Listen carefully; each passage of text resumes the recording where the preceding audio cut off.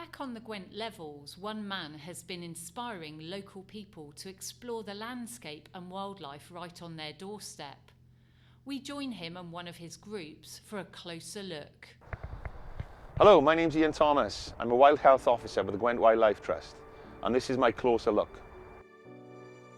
I'm extremely passionate about my role engaging with a multitude of underrepresented groups and individuals and enable them to gain access to this fantastic landscape we've got on our doorstep. We're going to be using GPS units to geocache, which is similar to digital treasure hunting. We're going to be hopefully finding some boxes with educational material in there. Right everyone, follow me, let's go.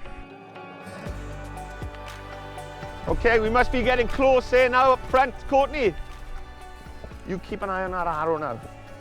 Dylan, are you going to come and help me? Where's the big logs? Okay, under big log. Where's the big log? Hey, round of applause, guys.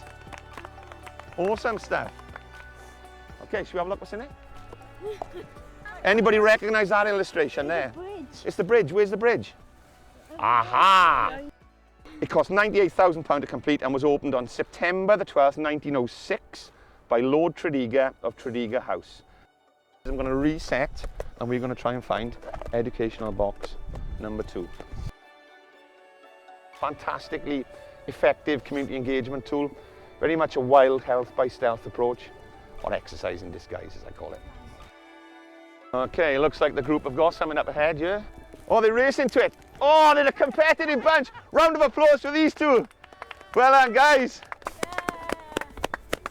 We are going to be making a contribution to minimising plastic pollution.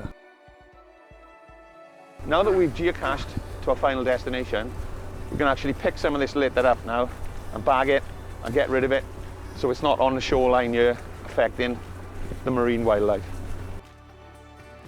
Working in this role, I'm really enthusiastic about it. I get a lot out of it personally.